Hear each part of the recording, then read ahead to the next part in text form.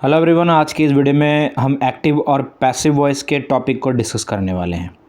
लेकिन सबसे पहले आइए हम इस बात को जान लें कि एक्टिव वॉइस और पैसिव वॉइस के टॉपिक में हमें किस तरीके के सेंटेंस दिए जाते हैं। यानी हमें इस पहले समझना होगा कि एक्टिव वॉइस और पैसिव वॉइस के सेंटेंसेस आखिर होते कैसे हैं, क्योंकि अक्सर मैंने स्टूडेंट्स को एक्टिव और पैसिव वॉइस के सेंटेंसेस को समझ पाने में कन्फ्यूज होते हैं देखा है। आइए सबसे पहले एक्टिव वॉइस से शुरुआत करते हैं। याद रखिए, जब भी दिए गए वाक्य में ये बताया जाता हो कि वाक्य में जो काम हो रहा है उस काम को करने वाला कौन है, जिसको हम हिंदी में कर्ता और इंग्लिश में सब्जेक्ट कहते हैं, इस तरीके के वाक्य हमें ये बताया जाता है कि कर्ता या सब्जेक्ट आखिरकार दिए गए सेंटेंस में है कौन। जैसे कि टेंस के सेंटेंसेस और मॉडल्स के सेंटेंसेस होते हैं। यानी कि इस तरीके के वाक्य में सब्जेक्ट यानी कि कर्ता बहुत बहुत ही इंपॉर्टेंट होता है और इसके बारे में इस तरीके के वाक्य में ज़रूर बताया जाता है। उदाहरण के जरिए समझ लेते हैं। जैसे कि मैं आज एक्टिव और पैसिव वॉइस सिखा रहा हूँ। अगर इस सेंटेंस को देखा जाए तो हमें इस सेंटेंस के जरिए ये मालूम चल रहा है कि इस वाक्य में सब्जेक्ट कौन है, यानी कि कौन है जो एक्टिव और पैसिव वॉइस सिखा रहा है। तो हमें उत्तर मिलेगा मैं। तो इस तरीके के वाक्य एक्टिव वॉइस के सेंटेंसेस होते हैं। आइए पैसिव वॉइस को समझ लें। पैसिव वॉइस दिए गए वाक्य में अगर हमें ये मालूम चले कि वहाँ कर्ता नहीं बल्कि कर्म, जिसको इंग्लिश में हम ऑब्जेक्ट कहते हैं, वो इंपॉर्टेंट होता है। अगर आपको कर्म को समझने में यानी ऑब्जेक्ट को समझने में दिक्कत आती हो कि दिए गए सेंटेंस में कर्म यानी ऑब्जेक्ट कौन है, तो आपने सिंपली एक काम करना है। दिए गए वाक्य में जो भी वर्ब है, जो भी काम हो रहा है, उसके साथ आपने पूछना है इनमें से कोई एक सवाल, जैसे कि क्या, किसे, किसको या किसकी। और इन प्रश्नों में से किसी भी एक प्रश्न का उत्तर जो आपको मिलता है अक्सर वही हमारा ऑब्जेक्ट होता है। तो मैंने क्या कहा, अगर दिए गए वाक्य में कर्ता नहीं बल्कि कर्म यानी कि सब्जेक्ट नहीं बल्कि ऑब्जेक्ट इंपॉर्टेंट होता है, तो उस तरीके के सेंटेंस हमारे पैसिव वॉइस के सेंटेंसेस होते हैं। और इस तरीके के वाक्य में कई बार तो कर्ता यानी सब्जेक्ट के बारे में हमें बताया भी नहीं जाता है।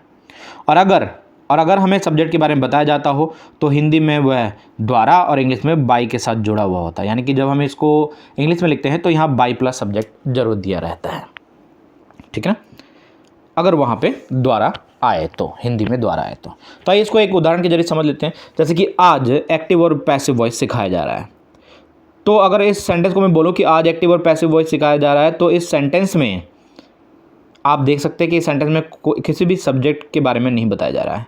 अगर आप कंपेयर करना चाहें तो ऊपर वाला सेंटेंस, मैं आज एक्टिव और पैसिव वॉइस सिखा रहा हूँ, और आज एक्टिव और पैसिव वॉइस सिखाया जा रहा है, दोनों ही सेंटेंस लगभग एक तरीके के।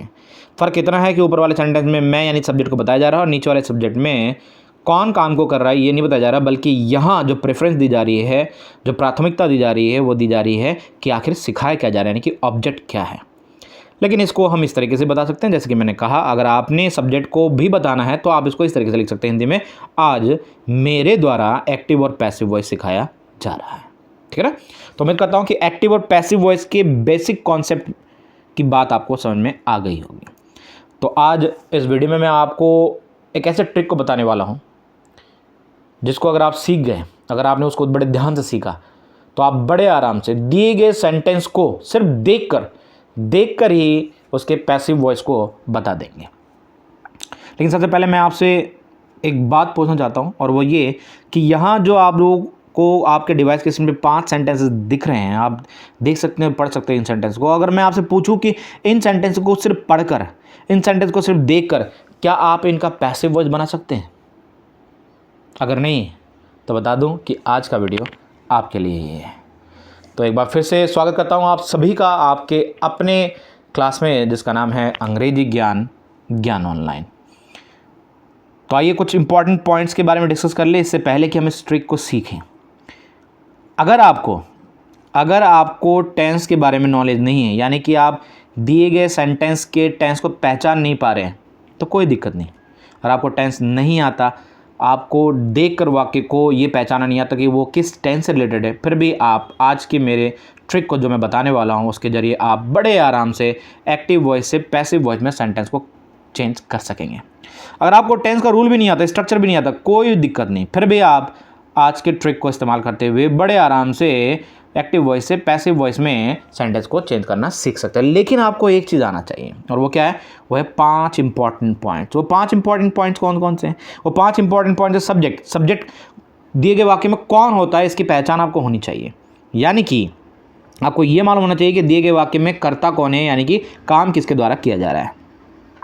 आपको ये मालूम होना चाहिए कि हेल्पिंग वर्ब कौन सा है, यानी कि जैसे कि इज, एम, आर, वाज, वर में से कोई एक। आपको मेन वर्ब के बारे में, यानी कि क्रिया के बारे में, काम को पहचानना आना चाहिए कि भाई दिए गए वाक्य में काम क्या हो रहा है, ठीक है ना। आपको ऑब्जेक्ट के बारे में जानकारी होनी चाहिए, जिसके बारे में ऑलरेडी वीडियो के शुरुआत में बता चुका हूँ। और इसके बाद आपको रिमेनिंग के बारे में जानकारी होनी चाहिए, यानी कि दिए गए वाक्य में इन चारों पॉइंट के ऊपर बताया गया, चारों पॉइंट के बाद जो कुछ भी बचा रहता है। अगर आप सब्जेक्ट को, हेल्पिंग वर्ब को, मेन वर्ब को, ऑब्जेक्ट को, रिमेनिंग को पहचानते हैं दिए गए वाक्य में, तो आज जिस भी इस टॉपिक के जरिए जिस भी ट्रिक को मैं बताने वाला हूँ, आपको बड़े आसानी से वो समझ में आ जाएगा, ठीक है ना। तो आइए सबसे पहले हम एक बहुत ही इंपॉर्टेंट पॉइंट को डिस्कस कर ले, और वो ये कि एक्टिव वॉइस के सेंटेंस को पैसिव वॉइस में कन्वर्ट करने के लिए आपको एक चीज़ की जो नॉलेज है, एक चीज़ का जो ज्ञान है, वो बहुत ज़रूरी होता है, और वो होता है केस का नॉलेज, यानी केस की जानकारी। तो आइए सबसे पहले केस के बारे में जान ले। फर्स्ट पर्सन होता है हमारा आई और वी, सेकंड पर्सन होता है हमारा यू, और थर्ड पर्सन होता है ही, सी और दे। आइए सबसे पहले इनके एक केस को डिस्कस कर लें। यहाँ आपको सिर्फ 3 केस के बारे में जानकारी होनी चाहिए बस, क्योंकि हमें आज के टॉपिक में बस इन्हीं 3 केस के बारे में जो है नॉलेज होनी चाहिए, क्योंकि इन्हीं का हमें काम है। नॉमिनेटिव केस है पहला, दूसरा है पॉजिटिव केस, और तीसरा है ऑब्जेक्टिव केस, ठीक है ना। आपको बस इतना जानना है कि जो फर्स्ट पर्सन हमारा आई होता है वो नॉमिनेटिव केस में है, इसी का जो पॉजिटिव केस होता है वो होता है माई, और आई का ऑब्जेक्टिव केस होता है मी। आपको ये जानकारी होनी चाहिए कि भाई नॉमिनेटिव केस जो फर्स्ट पर्सन आई है उसका नॉमिनेटिव केस कौन सा है, पॉजिटिव केस कौन सा है, और ऑब्जेक्टिव केस कौन सा है। इसी तरीके से आइए सभी जितने भी पर्सन है फर्स्ट, सेकंड और थर्ड पर्सन के नॉमिनेटिव, पॉजिटिव और ऑब्जेक्टिव केस को डिस्कस कर लेते हैं। वी हमारा नॉमिनेटिव केस में होता है, इसका पॉजिटिव केस आवर होता है, और इसका ऑब्जेक्टिव केस हो जाता है अस। इसी तरीके से यू जो सेकंड पर्सन होता है वो नॉमिनेटिव केस में होता है, योर इसका पॉजिटिव केस होता है, और यू इसका ऑब्जेक्टिव केस होता है। थर्ड पर्सन में जो हमारा ही होता है वो नॉमिनेटिव केस में होता है, इसका पॉजिटिव केस हिज होता है, और इसका ऑब्जेक्टिव केस हिम बन जाता है। सी और दे को भी देख लेते हैं। सी हमारा नॉमिनेटिव केस में होता है जो कि थर्ड पर्सन है, इसका जो पॉजिटिव केस होता है वो होता है हर, और ऑब्जेक्टिव केस भी ये हर ही होता है। दे नॉमिनेटिव केस में होता है, पॉजिटिव केस इसका देर हो जाता है, और ऑब्जेक्टिव केस हो जाता है इसका देम। अब ध्यान समझिए कि आपको करना क्या है। जब भी आपको दिए गए वाक्य में एक्टिव वॉइस से पैसिव वॉइस में सेंटेंस को चेंज करने के लिए कहा जाता है, तो मोटे तौर पे मैं आपको समझा रहा हूँ, ठीक है ना। आपको एक ट्रिक दे रहा हूँ, वो ये कि जितने भी आपको पर्सन, यानी फर्स्ट पर्सन या सेकंड पर्सन या थर्ड पर्सन आपको नॉमिनेटिव केस में मिल जाए, आपने उन सब को जो है ऑब्जेक्टिव केस में चेंज कर देना है। और जितने भी ऑब्जेक्टिव केस में आपको पर्सन मिल जाए, आपने सिंपली उसको सिर्फ और सिर्फ नॉमिनेटिव केस में चेंज कर देना है ना। बड़ा आसान, ठीक है ना। क्या कहा मैंने? नॉमिनेटिव केस के पर्सन को आपने ऑब्जेक्टिव केस में बदल देना है, और ऑब्जेक्टिव केस के पर्सन को आपने नॉमिनेटिव केस में बदल देना। बस आपने करना इतना है, लेकिन किसे चेंज नहीं करना है। अगर पॉजिटिव केस मिल जाए आपको तो आपको उसे चेंज नहीं करना, और अगर ऑब्जेक्ट के तौर पे आपको एनिमल या थिंग्स मिल जाए, जैसे कि बुक, न्यूज़पेपर, डॉग, हॉर्स, इनमें से कोई भी, तो आपने उसे भी चेंज नहीं करना है, ठीक है ना।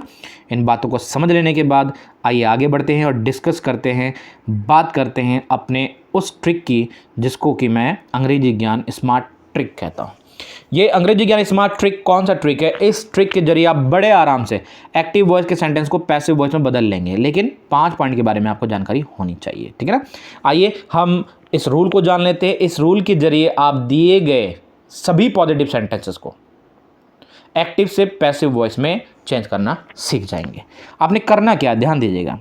चाहे आपको कोई भी टेंस में सेंटेंस दिया जाए, चाहे वो प्रेजेंट टेंस हो, पास्ट टेंस हो या फ्यूचर टेंस हो, आपको अलग अलग टेंस के साथ अलग अलग रूल को याद करने की ज़रूरत ही नहीं है।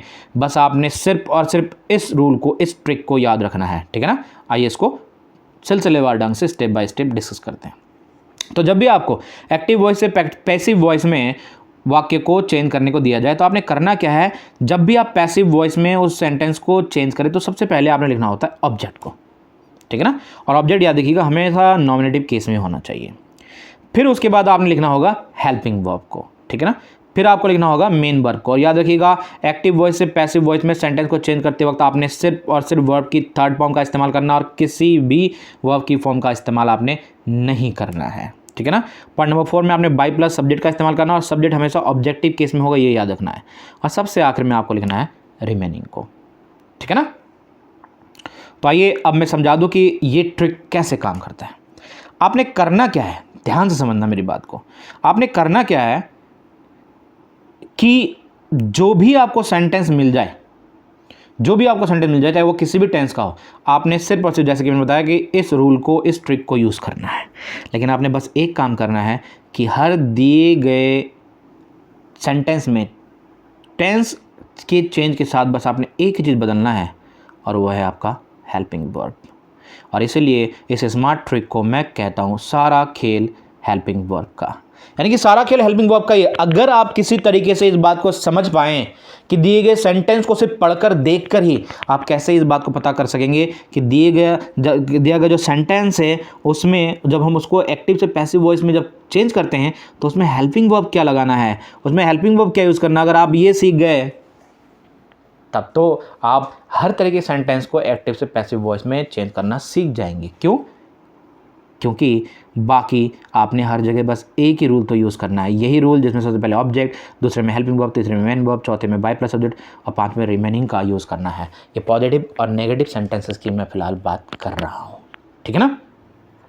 आइए तो सीखते हैं हम इसी ट्रिक को कि कैसे हम हर सेंटेंस को पढ़ने के साथ, उसको देखने के साथ ही हम ये पता कर सकेंगे कि भाई दिया गया जो सेंटेंस है उसको एक्टिव से पैसिव वॉइस में चेंज करते वक्त पैसिव वॉइस में हम किस हेल्पिंग वर्ब का इस्तेमाल करते हैं।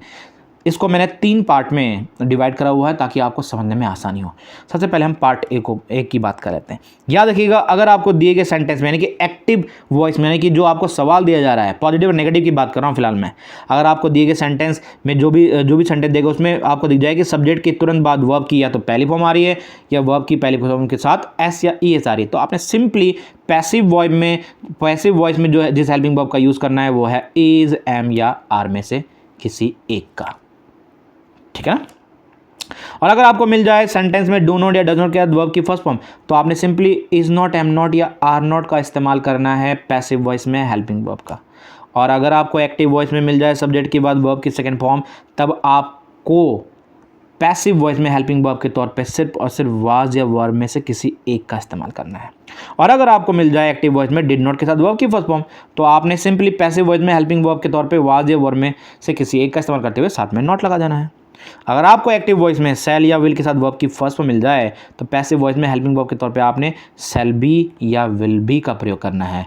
और अगर आपको सेल नॉट या विल नॉट के साथ वर्ब की फर्स्ट फॉर्म मिल जाए, तब आपने एक्टिव वॉइस में अगर ये मिल जाए तो पैसिव वॉइस में आपने हेल्पिंग वर्ब के तौर पे सिर्फ और सिर्फ सेल नॉट या विल नॉट का प्रयोग करते हैं साथ में बी का यूज़ करना है, यानी कि सेल नॉट बी और विल नॉट बी।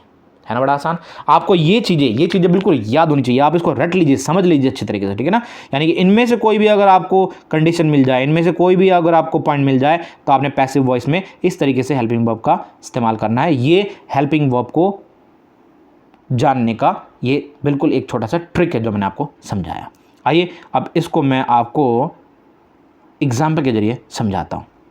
बड़ा आसान सा बड़ा सिंपल सा ये मैंने एक आपको एग्जांपल दिया। आप इसको अगर समझ जाएंगे तो आप बड़े आसानी से इस तरीके के सभी सेंटेंसेस को एक्टिव वॉइस से पैसिव वॉइस में चेंज करना सीख जाएंगे।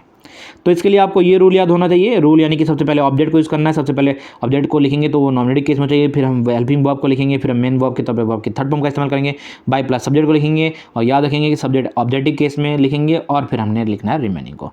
और हेल्पिंग वर्ब को हमें इसके लिए सबसे पहले पता करना आना चाहिए। यानी कि आपको करना क्या है, जो भी आपको दिया गया सेंटेंस है ना, आपने पहले उसको पढ़ना अच्छे तरीके से और सबसे पहले अपने दिमाग में इस बात को समझना है, अपने दिमाग में इस बात को आपने कैलकुलेट करना है कि इस दिए गए सेंटेंस में आखिर हेल्पिंग वर्ब क्या होगा। क्यों? क्योंकि हेल्पिंग वर्ब ही है जो हमें पता नहीं है, बाकी इस ट्रिक के जरिए हमें सब कुछ पता है कि हमें पॉइंट बाय पॉइंट क्या लिखना है, ठीक है ना। आइए तो इस सेंटेंस में सबसे पहले हम इसी चीज़ को देखेंगे। तो सेंटेंस दिया है I teach him every day. अब हम इस सेंटेंस को पूरा पढ़ेंगे तो देखेंगे कि पैसिव वॉइस में जो हेल्पिंग वर्ब है उसको जानने के लिए हमने देखना है कि एक्टिव वॉइस में जो यहाँ पे सेंटेंस है इसमें मेन वर्ब के तौर पे क्या दिया गया है। यहाँ पे मेन वर्ब के तौर पे दिया गया है टीच, जो कि वर्ब की पहली फॉर्म है, और ये सब्जेक्ट आई के साथ आ रहा है। तो मैंने क्या कहा था, सब्जेक्ट के साथ अगर वर्ब की पहली फॉर्म मिल जाए या वर्ब की पहली फॉर्म के साथ एस मिल जाए, सब्जेक्ट प्लस वर्ब की फर्स्ट फॉर्म या एस, तो आपने करना क्या है, पैसिव वॉइस में आपने हेल्पिंग वर्ब के तौर पे सिर्फ और सिर्फ इज, एम या आर में से किसी एक को इस्तेमाल करना है, ठीक है ना। तो यानी कि इस सिर्फ सेंटेंस को पढ़कर, जैसा कि मैं आपको वीडियो की शुरुआत में कह रहा था, सिर्फ आप सेंटेंस को देखकर पढ़कर इस बात को बता देंगे कि इसका पैसिव वॉइस क्या होगा। तो देखिए आपने जैसे पता कर लगा लिया कि भाई इस सेंटेंस में हमारा पैसिव वॉइस में जब हम इसको चेंज करेंगे तो हमारा हेल्पिंग वर्ब क्या होगा, तो आपका वॉइस तो ऐसे बन गया ही, इसका इज एक्टिव वॉइस का पैसिव वॉइस तो अपने आप बन गया। क्यों? क्योंकि रूल तो हमें पहले से मालूम है, सिर्फ में हेल्पिंग वर्ब नहीं मालूम था, और हेल्पिंग वर्ब हमें क्या मालूम चल गया, इज, एम या आर में से कोई एक होगा। चलिए तो अब इसको सिलसिलेवार ढंग से एक एक पॉइंट्स को समझते हुए इस सेंटेंस को एक्टिव से पैसिव वॉइस में हम चेंज करते हैं, ठीक है ना। तो जैसा कि मैंने रूल में बता दिया आपको, सबसे पहले ऑब्जेक्ट को लिखना होता है। तो भैया हम ऑब्जेक्ट को लिखेंगे, लेकिन ऑब्जेक्ट का हमने नॉमिनेटिव केस यूज़ करना है, ठीक है ना। ढूंढेंगे इसमें हमारा ऑब्जेक्ट कौन है, तो देखेंगे कि इस सेंटेंस में आई टीच हिम एवरीडे में हमारा जो ऑब्जेक्ट है वो है हिम, लेकिन हम हिम के केस को देखेंगे तो देखेंगे ये ऑब्जेक्टिव केस में। भाई हमें ऑब्जेक्टिव केस तो नहीं चाहिए, हमें चाहिए क्या, ये नॉमिनेटिव केस में चाहिए। तो नॉमिनेटिव केस में जब चाहिए तो हिम का नॉमिनेटिव केस क्या बताया था मैंने आप लोगों को, हिम का नॉमिनेटिव केस मैंने बताया था आपको ही, ठीक है ना। तो सबसे पहले जो है हमने लिखना है ही को, उसके बाद हमने हेल्पिंग वर्ब के तौर पे इज, एम या आर को यूज़ करना है, जो कि हम इस ट्रिक से पता कर चुके हैं। तो ही जो है, ही के साथ हमारा क्या हेल्पिंग वर्ब आएगा, हमें इस बात को समझना है कि भाई हमारा जो हेल्पिंग वर्ब जो हमारा आएगा यहाँ पे ही के साथ हमारा हेल्पिंग वर्ब आएगा इज, है ना, ये हम जानते हैं। इसके बाद हम जानते हैं कि भाई हमारा अगला पॉइंट क्या, अगले पॉइंट में हमने वर्ब की थर्ड फॉर्म को यूज़ करना है। यहाँ वर्ब देखेंगे टीच, तो भाई ये टीच जो है हमें वर्ब दिया गया है, लेकिन इसकी हमें कौन सी फॉर्म चाहिए, तीसरी फॉर्म चाहिए। तो भाई टीच की थर्ड फॉर्म क्या हो जाएगी, टॉट हो जाती है। तो हम यहाँ पे लिखेंगे टॉट। तो यहाँ तक हमारा आंसर क्या बना, यहाँ तक हमारा आंसर बना ही इज टॉट, ठीक है ना। उसके बाद हमें क्या लिखना है, अगले पॉइंट में हमने बाय प्लस सब्जेक्ट को लिखना है, बाय प्लस सब्जेक्ट, लेकिन सब्जेक्ट को हमें ऑब्जेक्टिव केस में लिखना है, ये बात ध्यान देना। सब्जेक्ट हमारा इस सेंटेंस में कौन है, सब्जेक्ट इस सेंटेंस में हमारा है आई, लेकिन आई के केस को अगर हम ध्यान देंगे तो आई का केस जो है नॉमिनेटिव केस, और नॉमिनेटिव केस को हमने यूज़ नहीं करना, हमने किस केस को यूज़ करना, सब्जेक्ट के ऑब्जेक्टिव केस को यूज़ करना है। तो जो ऑब्जेक्टिव केस आई का बनेगा वो क्या बनेगा, आई का ऑब्जेक्टिव केस बनेगा मी। लेकिन क्या हम सिर्फ मी को लिखेंगे, नहीं, हम मी के साथ यानी कि सब्जेक्ट के साथ बाई को लिखेंगे, यानी कि बाई प्लस मी, ठीक है ना। तो यहाँ तक जो हमारा आंसर बना वो बना ही इज टॉट बाय मी, ठीक है ना। और सबसे आखिर हमने क्या लिखना है, रिमेनिंग को। इस पूरे सेंटेंस में अगर देखेंगे रिमेनिंग क्या बचा है, तो बचा है एवरी डे। और इस तरीके से इस रूल को, इस ट्रिक को यूज़ करते हुए बड़े आराम से हमने जो सेंटेंस दिया गया था एक्टिव वॉइस में, हमें I teach him every day, इसका जो पैसिव वॉइस बनाया वो बनाया he is taught by me every day. देखा आपने कितना आसान है। इस तरीके से आप पार्ट ए के जितने भी सेंटेंसेस होते हैं उसको एक्टिव वॉइस से पैसिव वॉइस में चेंज कर सकते हैं। आइए पार्ट ए के ही एक और सेंटेंस को मैं आपको बता दूं ताकि आपको समझने में कोई भी दिक्कत ना हो। इसके लिए आपको ये रूल तो याद होना ही चाहिए, बार बार मैं कह रहा हूँ, इस रूल को आपने बिल्कुल याद कर लेना है, रट लेना है, ठीक है ना। पार्ट ए में अब हमें दूसरे सेंटेंस को देखेंगे। दूसरा सेंटेंस है ही हेल्प मी लास्ट ईयर, ठीक है, ही हेल्प मी लास्ट ईयर। अब हमने क्या करना है, इस सेंटेंस को पढ़कर सबसे पहले तो हमें ये पता कर लगाना है कि भाई इस सेंटेंस को जो हम एक्टिव से पैसिव वॉइस में बदलेंगे तो हमारा हेल्पिंग वर्ब यहाँ क्या यूज़ होगा। तो उसके लिए क्या यूज़ करना है, आपको क्या समझना है कि पैसिव वॉइस में जो हेल्पिंग वर्ब है उसके लिए हमने क्या करना है, एक्टिव वॉइस को पढ़ना है। एक्टिव वॉइस में देखना है कि वर्ब की सेकंड फॉर्म दी गई है, और वर्ब की सेकंड फॉर्म के साथ क्या यह है, यहाँ पे सब्जेक्ट है ही, है ना। तो सब्जेक्ट प्लस वर्ब की सेकंड फॉर्म आ जाएगी। तो हमने पैसिव वॉइस में हेल्पिंग वर्ब क्या यूज़ करना मैंने बताया था वाज या वर में से किसी एक को यूज़ करना है। तो भाई ये सेंटेंस तो हमारा देख कर ही बन गया, इस एक्टिव वॉइस का सेंटेंस पैसिव वॉइस में तो अपने आप बन गया। क्यों? क्योंकि हमने इसका हेल्पिंग वर्ब पता लगा लिया, और जो हेल्पिंग वर्ब पता लगा तो बाकी रूप तो हमें पहले से ही मालूम है ना। तो आइए इस सेंटेंस को यानी कि ही हेल्प मी लास्ट ईयर, इसको एक्टिव वॉइस से पैसिव वॉइस में बदलते हैं। तो सबसे पहले रूल के अकॉर्डिंग हमने ऑब्जेक्ट को लिखना है, लेकिन ऑब्जेक्ट हमें नॉमिनेटिव केस में चाहिए। तो हम देखेंगे यहाँ पे जो हमें ऑब्जेक्ट मिला है वो मिला है मी, लेकिन ऑब्जेक्ट जो ये मी है वो किस केस में, ऑब्जेक्टिव केस में, और हमें ऑब्जेक्ट किस केस में चाहिए होता है, नॉमिनेटिव केस में चाहिए होता है ना। तो ये ऑब्जेक्टिव केस है भाई, हमें इसका मी का नॉमिनेटिव केस चाहिए होगा, तो मी का जो नॉमिनेटिव केस हो जाएगा वो हो जाएगा आई, ठीक है ना। तो सबसे पहले हमने लिखना है आई को। उसके बाद हम रूल के अकॉर्डिंग क्या लिखेंगे, हेल्पिंग वर्ब को। तो हेल्पिंग वर्ब तो हम पहले से पता कर चुके कि वाज या वर में से एक आएगा। तो हमें यहाँ देखना है किस तरीके से कि भाई ऑब्जेक्ट के तौर पे हमें यहाँ पे आई मिला है, तो आई के साथ हेल्पिंग वर्ब क्या आएगा, वो आ जाएगा। तो हमने यहाँ पे लिख देना वाज को। फिर तीसरे पॉइंट में हमने क्या लिखना है, वर्ब की थर्ड फॉर्म को। यहाँ पे वर्ब दिया गया हेल्प्ड, और मैं बता दूँ कि हेल्प्ड आपका सेकंड फॉर्म भी वर्ब होता है, वर्ब का होता है, और third form of the verb भी हेल्प्ड का हेल्प्ड ही होता है, इसलिए हमने हेल्प्ड को लिख देना है। तो यहाँ तक जो हमारा आंसर बना वो क्या बना, आई वॉज हेल्प्ड। ठीक है ना। आइए अब हम आगे बढ़ते हैं और देखते हैं उसके बाद हम क्या लिखते हैं। उसके बाद हम लिखते हैं बाय प्लस सब्जेक्ट को। तो हम बाय प्लस सब्जेक्ट को लिखेंगे, लेकिन ध्यान देंगे कि भाई सब्जेक्ट को हमने ऑब्जेक्टिव केस में लिखना है। ढूंढेंगे सेंटेंस में ही हेल्प मी लास्ट है, इसमें सब्जेक्ट कौन है, तो सब्जेक्ट हमारा ही, लेकिन हम इस ही के केस को देखेंगे तो भाई ये तो नॉमिनेटिव केस में, और नॉमिनेटिव केस को हम यूज़ नहीं कर सकते बाय प्लस सब्जेक्ट के साथ। तो हमने इसका जो सब्जेक्ट का जो सब्जेक्ट है ही, इसका हमने ऑब्जेक्टिव केस यूज़ करना है। तो ही का ऑब्जेक्टिव केस क्या बन जाता है, हिम। लेकिन हम सिर्फ हिम नहीं लिखेंगे, हम लिखेंगे बाय हिम। ठीक है ना। तो यहाँ तक हमारा आंसर बन गया I was helped by him. सबसे आखिर में हमने लिखना होता है रिमेनिंग को। भाई रिमेनिंग के तौर पे हमारा बच गया लास्ट ईयर, जो मैंने इसको यहाँ लिख दिया। और इस तरीके से ही हेल्प मी लास्ट ईयर, ये एक्टिव वॉइस से जब पैसिव वॉइस में जब हमने इसको चेंज किया तो इसका आंसर बन गया I was helped by him last year. ठीक है ना। देखा आपने किस तरीके से आप बड़े आराम से इस सेंटेंस को आपने सिर्फ देख कर ही एक्टिव वॉइस से पैसिव वॉइस में बनाना सीख लिया। तो पार्ट ए को समझ लेने के बाद आइए हम पार्ट बी के सेंटेंस को देख लें। और पार्ट ए की तरह पार्ट बी का सेंटेंस भी बड़ा आराम है, बड़े आसानी से आप इनको बड़े आसानी से इस तरह की सेंटेंस को भी आप सिर्फ देख कर ही एक्टिव वॉइस से पैसिव वॉइस में चेंज कर देंगे। लेकिन आपको यहाँ ध्यान देना है कि इस तरीके के जो पार्ट बी में जिस तरह के सेंटेंस मिलते हैं एक्टिव वॉइस में, उस तरह के सेंटेंस में आपको हेल्पिंग वर्ब के साथ आईएनजी जरूर मिलता है। पॉजिटिव सेंटेंस में हेल्पिंग वर्ब के साथ आईएनजी मिलेगा, और नेगेटिव सेंटेंस में आपको हेल्पिंग वर्ब प्लस नॉट के बाद आईएनजी मिलेगा। ठीक है ना। तो इस तरीके के सेंटेंस अगर आपको मिल जाए तो आपने करना क्या है, ध्यान देना है। इस तरह के सेंटेंस अगर आपको मिल जाए ना, तो आपने सेम कैटेगरी का हेल्पिंग वर्ब यानी कि जिस हेल्पिंग वर्ब को वहाँ यूज़ किया जा रहा है, उसी सेंटेंस में, उसी तरीके के सेंटेंस में जिस तरीके की हेल्पिंग वर्ब का यूज़ किया जाता है, उसमें से एक हेल्पिंग वर्ब का यूज़ करना उसी कैटेगरी का, जो कि ऑब्जेक्ट के अकॉर्डिंग करना होता है। और फिर पैसिव वॉइस में जब हम उसको चेंज कर रहे हो, उसके बाद उस हेल्पिंग वर्ब को लिखने के बाद हमने क्या करना होता है, सिर्फ और सिर्फ हमें उस हेल्पिंग वर्ब के साथ बीइंग का यूज़ करना है, बीइंग। तो मैंने आपको ये क्या बताया, इसको मैं एग्जाम्पल के जरिए आपको यहाँ बता रहा हूँ। यानी कि अगर आपको दिए गए वाक्य मिल जाए इज एम आर, तो ये इज एम आर तो मिल गया आपको। साथ में क्या बताया है मैंने, इस तरह की कैटेगरी में आपको वर्ब की फर्स्ट फॉर्म प्लस आईएनजी जरूर मिलेगी। तो इनके बाद आपको वर्ब की फर्स्ट फॉर्म प्लस आईएनजी जरूर मिलेगी। तो आपने करना क्या है, जैसे ही आपको इस तरीके का सेंटेंस मिल जाए जिसमें आपको इज एम आर में से कोई एक हेल्पिंग वर्ब मिल जाए, तो आपने मैंने क्या होता है सेम कैटेगरी का हेल्पिंग वर्ब यानी कि अगर मान लीजिए दिए गए सेंटेंस में आपको इज मिल रहा है, तो जब आप एक्टिव सेंटेंस से आप उसको पैसिव वॉइस में चेंज करेंगे, तो भाई आप जब उसका आंसर कर रहे होंगे और जब आप उसको पैसिव वॉइस में बदल रहे होंगे, तब वहाँ अगर क्वेश्चन में इज दे रहा होगा तो आपने आंसर में या तो ए या तो एम या तो आर में से किसी एक को यूज करना। और यही है सेम कैटेगरी हेल्पिंग वर्ब जो कि मैं आपको बता रहा हूँ। ठीक है। तो अगर आपको दिए गए सेंटेंस में एज एम आर मिल जाए, तो आपने सिंपली एक काम करना है, जब एक्टिव वॉइस में आपको एज एम आर में से कोई एक मिल जाए, तो आपने पैसिव वॉइस में as M R plus being का यूज़ करना है आपको हेल्पिंग वर्ब के तौर पे। और अगर दिए गए सेंटेंस में एक्टिव वॉइस में आपको is M R plus not मिल जाए, जो कि नेगेटिव सेंटेंस होता है, तो आपने simply is not, am not या आर नॉट प्लस बीइंग का यूज़ करना है।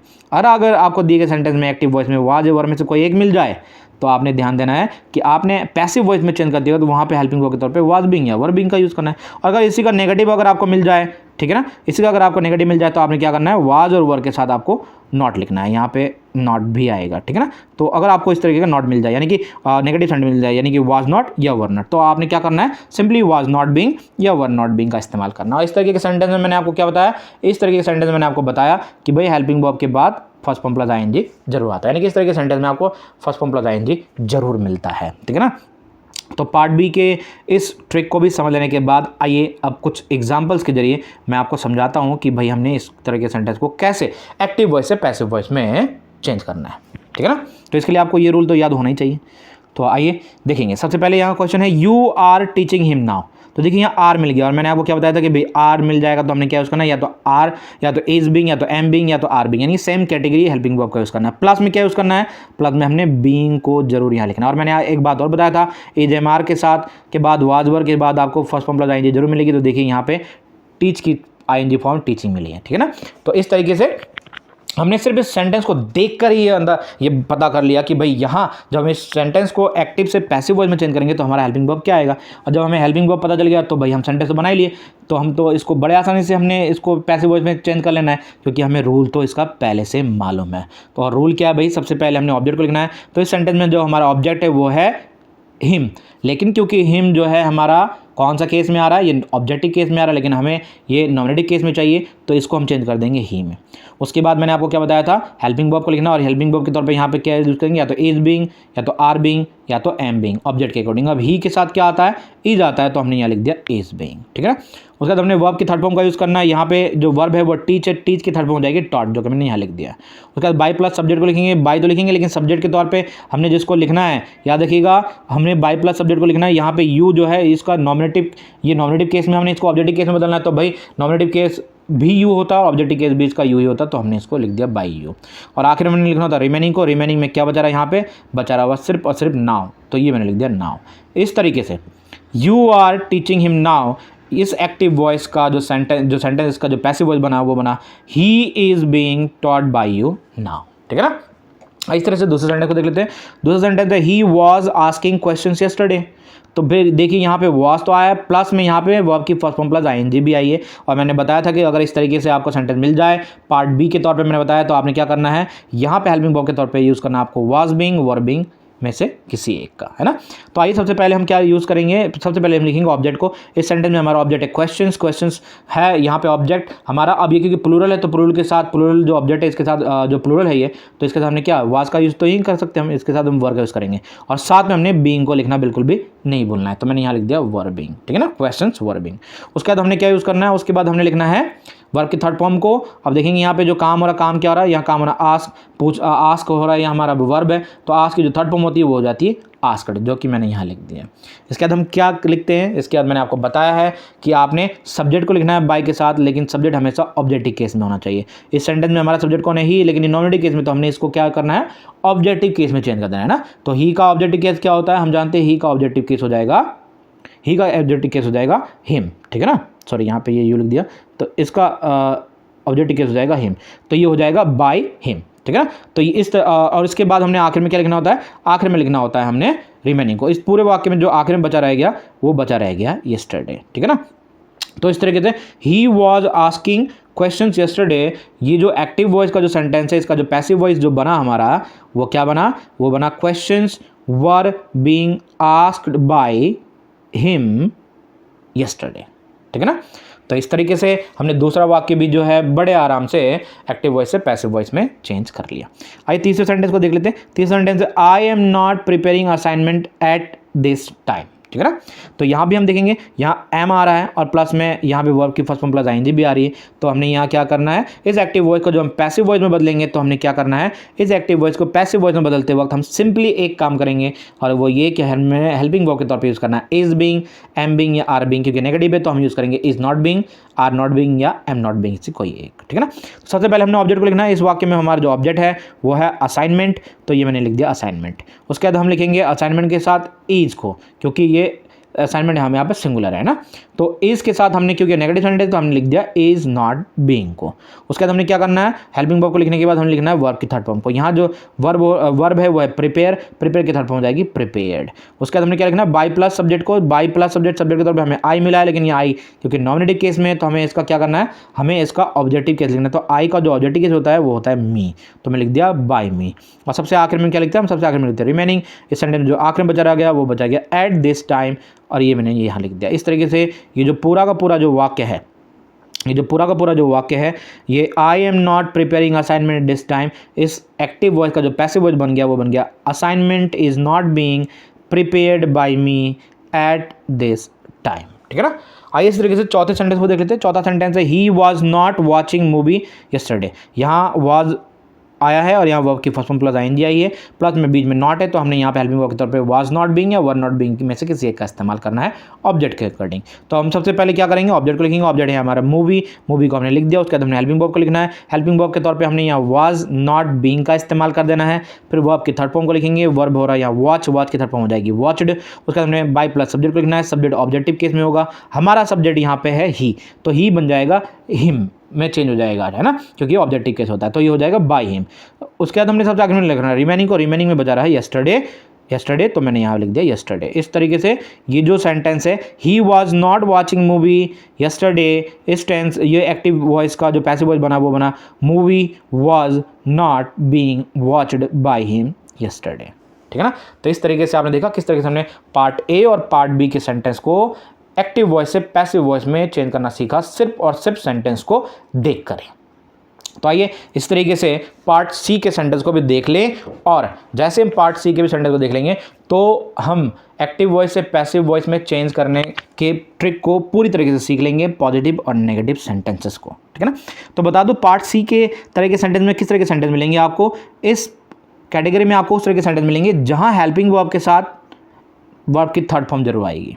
और यहाँ भी आपने क्या करना है, जो आपको हेल्पिंग वर्ब मिलेगा ना, उसी हेल्पिंग वर्ब के कैटेगरी में से एक हेल्पिंग वर्ब का यूज़ करना आपको ऑब्जेक्ट के अकॉर्डिंग, और साथ में आपको पैसिव वॉइस में एक्टिव वॉइस से पैसिव वॉइस में चेंज करते हुए हेल्पिंग वर्ब के साथ एक और चीज़ जोड़ना है, वो है बीन। आइए इसको एग्जाम्पल के जरिए समझते हैं।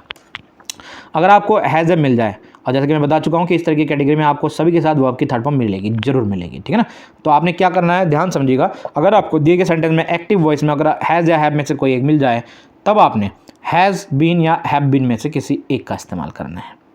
अगर आपको हैज़ नॉट या हैव नॉट मिल जाए, तो आपने हैज़ नॉट बीन या हैव नॉट बीन का इस्तेमाल करना है। ध्यान रखिएगा, मैंने कहा कि इन सब में बीन जरूर जुड़ेगा। आप देख सकते हैं, अब मैं बताने वाला सब के साथ में बीन जुड़ रहा है, ठीक है ना। अगर आपको हैड मिल जाए सेंटेंस में, तो आपने सिंपली वहाँ हैड बीन का इस्तेमाल करना है। अगर आपको हैड नॉट मिल जाए सेंटेंस में, तो आपने हैड नॉट बीन का इस्तेमाल करना है। सेल हैव या विल हैव मिल जाए, तो सेल हैव बीन या विल हैव बीन को यूज़ करना है आपको। और सेल नॉट हैव मिल जाए, तो आपने सेल नॉट हैव बीन या विल नॉट हैव बीन को इस्तेमाल करना है एक्टिव वॉइस से पैसिव वॉइस में चेंज करते वक्त हेल्पिंग वर्ब के तौर पर, ठीक है ना। तो ये सारे के सारे आपको इनमें से कोई भी कंडीशन मिल जाए, तो आपने जो सेंटेंस जो मैंने कंडीशन बताया उसके अकॉर्डिंग आपको हेल्पिंग वर्ब का इस्तेमाल करना है पैसिव वॉइस में, ठीक है ना। आइए जब इस चीज़ को समझ चुके हैं, तो इसको कुछ बड़े ही आसान से बड़े ही सिंपल से सेंटेंसेस के जरिए, एग्जाम्पल के जरिए इसको समझ लेते हैं, ताकि आपको किसी भी तरीके का कन्फ्यूजन ना रहे। तो मैंने क्या होता है, पार्ट सी में आपको जो है जो भी हेल्पिंग वर्ब है उसके साथ आपने जो पैसिव वॉइस में चेंज कर दिया तो उसके साथ आपने बीन का प्रयोग जरूर करना है, और ये रूल तो आपको याद होना ही होना है, ठीक है ना। तो संडे देखते हैं, you have won a gold medal in the competition. तो देखिए यहाँ आपको मिल गया हैव, और हैव के साथ मिल गया वर्ब की थर्ड फॉर्म। तो मैंने क्या बताया, इस तरीके से सेंटेंस मिल जाए तो आपने क्या करना है, आपको इस तरह के सेंटेंस को देख कर पहचान लेना है कि इस तरह के एक्टिव वॉइस के सेंटेंस को जब हम पैसिव वॉइस में चेंज करते हैं, तब हम वहाँ पे हेल्पिंग वर्ब के तौर पे यूज़ करेंगे हैज़ बीन या हैव बीन में से किसी एक को। और जब हमें पैसिव वॉइस का हेल्पिंग वर्ब मालूम चल गया, तो हम तो सेंटेंस वैसे के वैसे बना चुके देख कर। क्यों? क्योंकि बाकी रूल तो हमें आता है ना। तो you have von A gold medal in the competition, इसका पैसिव वॉइस बनाने के लिए हमने क्या करना है, सबसे पहले ऑब्जेक्ट को लिखना है। ऑब्जेक्ट यहाँ पे हमारा ए गोल्ड मेडल जो मैंने लिख दिया है, इसके साथ हमने हेल्पिंग वर्ब के तौर पे हैज़ बीन का इस्तेमाल करना है। फिर उसके बाद हम वर्ब की थर्ड फॉर्म को यूज़ करेंगे। आपको मैं ऑलरेडी बता चुका, इस तरह के सेंटेंस में वर्ब की थर्ड फॉर्म मिलेगी, तो आपने वर्ब की थर्ड फॉर्म के लिए चिंता नहीं करनी है। आपको जो भी वहाँ वर्ब की थर्ड फॉर्म मिल रही है उसी को लिख देना है यहाँ पे। तो वॉन थर्ड फॉर्म ही है, मैंने लिख दिया। उसके बाद हमने बाय प्लस सब्जेक्ट को लिखना है। बाय के साथ जो सब्जेक्ट होगा वो ऑब्जेक्टिव केस में होना चाहिए। यू हमें सब्जेक्ट के तौर में मिला है, लेकिन यू यहाँ पे नॉमिनेटिव केस भी है और ये ऑब्जेक्टिव केस भी होगा, तो बाय यू ही लिख देना है, ठीक है ना। सबसे आखिर में हमने किसको लिखना है, हम जानते हैं भाई, सबसे आखिर में जो कुछ बचा रह जाता है उसे लिखना है, रिमेनिंग को लिखना है। तो इस पूरे सेंटेंस में जो कुछ बचा है वो क्या बचा, इन द कंपटीशन, जो मैंने यहाँ लिख दिया। इस तरीके से ये पूरा सेंटेंस जो है, you have won a gold medal in the competition, इस एक्टिव वॉइस का पैसिव वॉइस क्या बन जाएगा, इस एक्टिव वॉइस का पैसिव वॉइस बन जाएगा a gold medal has been won by you in the competition. देखा आपने किस तरीके से बड़े आराम से सिर्फ और सिर्फ सेंटेंस को देखकर आपने इस सेंटेंस के एक्टिव वॉइस को पैसिव वॉइस में चेंज करना सीख लिया, है ना। तो आइए बाकी के दो सेंटेंस को देख लें। दूसरा sentence, they had lost the match in England, यहाँ हैड मिला है, तो मैंने बोला कि अगर आपको हैड मिल जाए एक्टिव वॉइस में, तो पैसिव वॉइस में आपने हैड के साथ बीन यूज़ करना है, ठीक है ना, हेल्पिंग वर्ब के तौर पे। तो आइए सबसे पहले हम ऑब्जेक्ट को देखेंगे। ऑब्जेक्ट है यहाँ पे द मैच, मैंने ये लिख दिया। उसके बाद हेल्पिंग वर्ब को लिखना है, हेल्पिंग वर्ब के तौर पे मैंने लिख दिया हैड बीन। फिर वर्ब की थर्ड फॉर्म लिखना है, यहाँ लॉस्ट जो है वो ऑलरेडी थर्ड फॉर्म, तो मैंने इसको लिख दिया। बाय प्लस सब्जेक्ट को लिखेंगे, बाय प्लस सब्जेक्ट को लिखेंगे, लेकिन सब्जेक्ट के तौर पर हमें दे मिला है, जो कि एक नॉमिनेटिव केस में हमने इसका ऑब्जेक्टिव केस लिखना है, तो दे का ऑब्जेक्टिव केस होता है देम, जो मैंने यहाँ लिख दिया। और सबसे आखिर में लिखेंगे रिमेनिंग को, रिमेनिंग में बच गया इन इंग्लैंड, ये मैंने इसको यहाँ लिख दिया। और इस तरीके से they had lost the match in England का जो एक्टिव वॉइस का जो पैसिव वॉइस बना वो बना the match had been lost by them in England. और किस तरीके से, सिर्फ और सिर्फ वाक्य को देख कर ही आपने इसको बनाना सीख लिया। तीसरे और आखिरी सेंटेंस को देख ले। तीसरा और आखिरी सेंटेंस है he will have completed homework by tomorrow. इस सेंटेंस में अगर आप देखेंगे एक्टिव वॉइस में विल हैव मिला, तो मैंने बोला अगर आपको एक्टिव वॉइस में विल हैव मिल जाए तो पैसिव वॉइस में हेल्पिंग वर्ब के तौर पे आपने विल हैव बीन या शैल हैव बीन का यूज़ करना है ना। तो आइए इस रूल को यूज़ करते हैं। सबसे पहले ऑब्जेक्ट को लिखेंगे। ऑब्जेक्ट है हमारे यहाँ होमवर्क, होमवर्क के साथ हेल्पिंग वर्ब के तौर पे हमने लिखा है विल हैव बीन। उसके बाद हमने वर्ब की थर्ड फॉर्म को लिखना है। वर्ब की थर्ड फॉर्म कंप्लीटेड यहाँ दी गई, ये मैंने यहीं लिख दिया। फिर बाय प्लस सब्जेक्ट को लिखना है। सब्जेक्ट के तौर पर हमें ही मिला है, लेकिन ही नॉमिनेटिव केस में हमें इसका ऑब्जेक्टिव केस चाहिए, तो हमने ही को चेंज कर दिया हिम में और साथ में लिख दिया बाय, है ना। और उसके बाद जो रिमेनिंग बचा रहा, तो देखिए रिमेनिंग बचा बाय टुमारो, जो कि मैंने यहाँ लिख दिया। इस तरीके से he will have completed homework by tomorrow. इस सेंटेंस का जो एक्टिव वॉइस का जो पैसिव वॉइस बना, वो बना homework will have been completed by him by tomorrow, ठीक है ना। तो इस तरीके से टाइप ए, टाइप बी और टाइप सी के सेंटेंसेस को देखकर हम इस बात को आज इस वीडियो के जरिए सीख चुके हैं, इस ट्रिक के जरिए, कि कैसे आप सिर्फ और सिर्फ सेंटेंस को देख कर ही, चाहे वो प्रेजेंट टेंस का सेंटेंस हो, पास्ट टेंस का सेंटेंस हो या फ्यूचर टेंस का सेंटेंस हो, बिना रूल को याद करे, यानी कि बिना टेंस के रूल को समझे, अगर हमें नहीं आता तो भी, तो हम बड़े आराम से सिर्फ और सिर्फ सेंटेंसेस को देख कर ही उस एक्टिव वॉइस के सेंटेंस को पैसिव वॉइस में बदल सकते हैं। तो हर बार की तरह आज भी मैं आप लोगों के लिए कुछ और सेंटेंसेस लेकर आया हूँ। मैं चाहता हूँ कि आप जल्दी से जल्दी इन दिए गए सेंटेंसेस को पढ़ें, देखें, समझें, और आज का जो मैंने ट्रिक इस वीडियो में बताया उसको यूज़ करते हुए सिर्फ और सिर्फ सेंटेंस को देखकर ये पता करिए कि सबसे पहले इसका हेल्पिंग वर्ब क्या होगा जब हम इसको एक्टिव वॉइस से पैसिव वॉइस में चेंज करेंगे, और उसका जो मैंने ट्रिक दिया उसको यूज़ करते हुए इन सेंटेंसेस को एक्टिव वॉइस से पैसिव वॉइस में चेंज कीजिए, और इन्हें आप जल्दी जल्दी कमेंट बॉक्स में लिख दीजिए। और जैसे कमेंट बॉक्स में आपका आंसर मुझे मिल जाएगा, मैं तुरंत उसका फीडबैक उस पर दे दूँगा। तो आज के वीडियो में बस इतना ही। उम्मीद करता हूँ कि आपको आज का वीडियो ज़रूर पसंद आया होगा। Thank you very much. Have a great day.